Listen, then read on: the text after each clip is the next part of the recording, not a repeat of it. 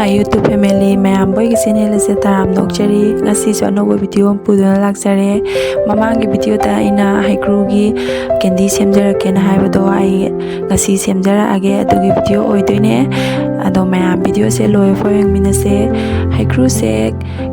kg ama laujare fajana sengna samthok aga thambire doga Heikru se khoigi local gi Heikru nate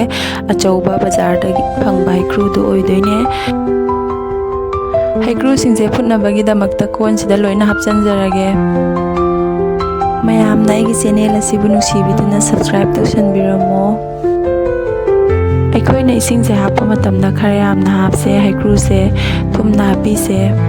yamna laiba mawongda Heikru mithai semjarake mayam skip tawdana yengminase isingse saudri fawba makhum ama kupsallaga thambirase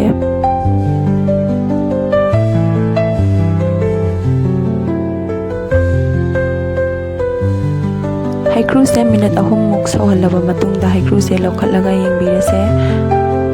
aikoina yengdoise Heikru sigi magi masung leibado aduda ithorakpra sekhairakpra haina yengbirase sumaina masung sida sekhairakpa akoigi pokhairakpagi tanja sida gas se off tawraga thangthajarage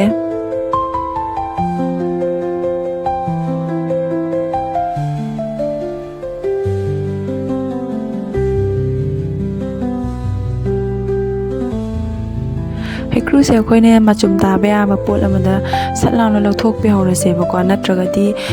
ising achauba sida thambiragadi Heikru se pet thakhidoine bo buka hena aduna ising asaba sida kuina thambidavida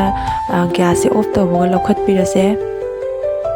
phutpagi mai se tha asu yare aduga kok tumasu yare bako ado aigidi kok oina tumjarage samken be amna fabane kanabane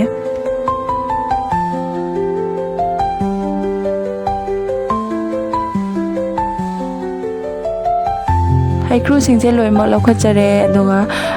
minute manga muk thammaga ingtha halase adudi amo Heikru singse amamamtang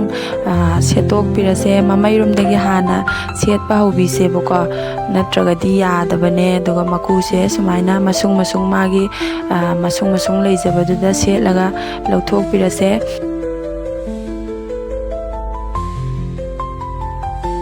masung se fazana set pe abane fazana tare to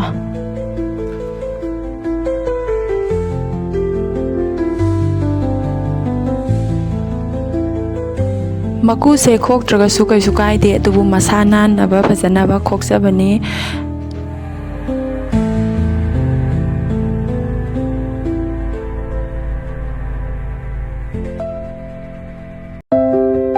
adudi ai mathang loimak se tok sarage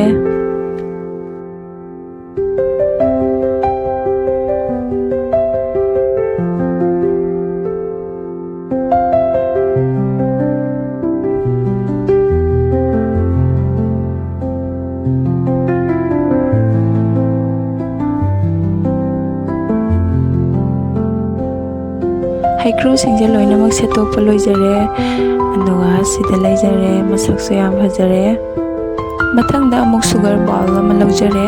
aduga koi khara chawa ball sida makha gi chathangba saruk sida khara ama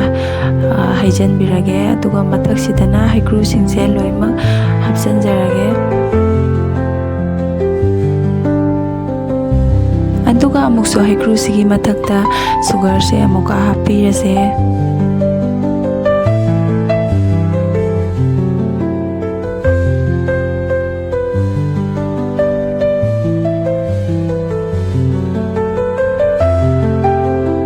sumaina loina hapsanjare mathak sida makhum ama kupsanbirase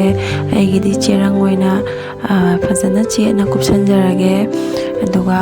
nongsa da puthokpirage bako cherang se hapabanina nongsa su yesan basu helani direct phujalane bako andana sumaina sida leijare 2 days sok tora thambirabagi matungda numit humni suba numita Heikru singse akoina jali ama toraga lokhatjarage aduga sugar syrup singse machum tanabagi damakta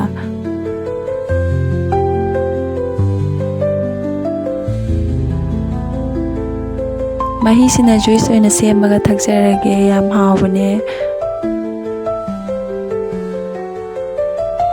ꯉꯥꯏꯍꯥꯛꯇꯪ ꯃꯆꯨꯝ ꯇꯥꯍꯟꯕꯤꯔꯁꯦ꯫ ꯑꯗꯣ ꯃꯅꯨꯡꯁꯦ ꯌꯥꯝꯅ ꯁꯣꯐ ꯑꯣꯏꯔꯦ꯫ ꯑꯗꯣ ꯃꯅꯨꯡꯁꯤꯗ sugar ꯁꯤꯔꯞꯇꯨꯁꯨ ꯂꯣꯏ ꯆꯪꯈ꯭ꯔꯦꯕꯀꯣ꯫ ꯑꯗꯨꯗꯤ ꯑꯃꯨꯛ ꯑꯩꯈꯣꯏꯅ ꯐꯖꯅ ꯅꯨꯡꯁꯥꯁꯤꯗ ꯐꯧꯗꯣꯛꯄꯤꯔꯁꯦ, ꯐꯖꯅ ꯁꯤꯟꯗꯣꯛꯑꯒ꯫ ꯃꯌꯥꯝꯅ ꯁꯦꯝꯍꯟꯅꯤꯡꯕ ꯔꯦꯁꯤꯄꯤ ꯂꯩꯔꯒꯁꯨ ꯀꯃꯦꯟꯗ ꯍꯥꯏꯕꯤꯔꯝꯃꯣ꯫ ꯑꯩꯒꯤ ꯕꯦꯜꯀꯅꯤꯁꯤꯗꯤ ꯅꯨꯡꯁꯥ ꯐꯖꯅ ꯐꯨꯖꯜꯂꯦꯕꯀꯣ, ꯑꯗꯨꯅ ꯌꯥꯝ ꯊꯨꯅ ꯀꯪꯒꯅꯤ꯫ ꯃꯌꯥꯝꯁꯤꯗ ꯂꯩꯖꯔꯦ꯫ 5 days ꯐꯧꯔꯕꯒꯤ ꯃꯇꯨꯡꯗꯅꯦ ꯁꯤꯁꯦ ꯐꯖꯅ ꯀꯪꯉꯦ꯫ ꯑꯗꯣ ꯑꯩꯗꯤ ꯀꯨꯏꯅ ꯊꯝꯒꯗꯕꯅꯤꯅ ꯐꯖꯅ ꯀꯪꯅ ꯐꯧꯗꯣꯛꯄꯤꯔꯦꯕꯀꯣ꯫ ꯌꯥꯝ ꯐꯖꯔꯦ꯫ ꯁꯤꯗ ꯂꯩꯖꯔꯦ, ꯌꯥꯝ ꯐꯖꯅ ꯀꯪꯉꯦ꯫ ꯅꯨꯃꯤꯠ ꯅꯤꯅꯤꯇꯪ ꯐꯧꯔꯒ ꯑꯗꯨꯝ ꯁꯦꯝꯃꯁꯨ ꯀꯥꯏꯗꯦ, ꯑꯗꯨꯕꯨ ꯀꯨꯏꯅꯗꯤ ꯊꯝꯕ ꯌꯥꯗꯕꯅꯦ꯫ ꯁꯨꯒꯔ ꯄꯥꯎꯗꯔꯁꯦ ꯑꯩ ꯈꯔ ꯂꯧꯖꯔꯦ, ꯍꯥꯟꯅ ꯒ꯭ꯔꯥꯏꯟ ꯇꯧꯔꯒ ꯊꯝꯖꯔꯦ꯫ ꯑꯗꯨꯒ ꯃꯊꯛꯁꯤꯗ ꯑꯩꯈꯣꯏꯅ ꯆꯥꯏꯁꯤꯟꯕꯤꯔꯁꯦꯕꯀꯣ꯫ ꯁꯤꯅ ꯃꯁꯛ ꯐꯖꯕꯁꯨ ꯍꯦꯜꯂꯅꯤ, ꯑꯗꯨꯒ ꯍꯥꯎꯕꯁꯨ ꯍꯦꯜꯂꯅꯤ꯫ ꯑꯗꯨꯒ ꯁꯨꯃꯥꯏꯅ ꯐꯖꯅ ꯇꯣꯠꯄꯤꯔꯁꯦ꯫ ꯑꯩꯈꯣꯏꯅ ꯁꯨꯒꯔ ꯄꯥꯎꯗꯔꯁꯦ ꯊꯨꯡꯅ ꯄꯨꯂꯞ ꯊꯨꯡꯍꯧꯅꯕ꯫ ꯃꯌꯥꯝ ꯍꯩꯀ꯭ꯔꯨ ꯃꯤꯊꯥꯏ ꯁꯦꯝꯕ ꯂꯣꯏꯖꯔꯦ, ꯁꯤꯗ ꯂꯩꯖꯔꯦ꯫ ꯑꯗꯣ ꯃꯌꯥꯝꯁꯨ ꯇ꯭ꯔꯥꯏ ꯇꯧꯔꯒ ꯌꯦꯡꯕꯤꯌꯣ, ꯌꯥꯝꯅ ꯂꯥꯏꯕꯅꯦ, ꯌꯥꯝꯅꯁꯨ ꯍꯥꯎꯕ꯫ ꯑꯗꯨꯒ ꯑꯉꯥꯡꯁꯤꯡꯅ ꯑꯩꯈꯣꯏ ꯍꯩꯀ꯭ꯔꯨꯁꯦ ꯆꯥꯕ ꯉꯝꯗꯕ, ꯑꯗꯒꯤ ꯑꯍꯟꯗꯁꯨ ꯆꯥꯕ ꯉꯝꯗꯕ ꯌꯥꯎꯋꯤꯗꯅꯀꯣ꯫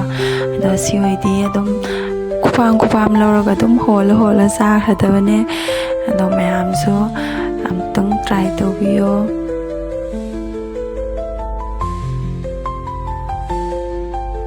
ꯀꯦꯟꯗꯤꯒꯤ ꯃꯈꯣꯟꯒꯁꯦ ꯌꯦꯡꯕꯤꯌꯨ ꯃꯌꯥꯝ꯫ ꯁꯤꯁꯦ ꯃꯈꯣꯟꯗ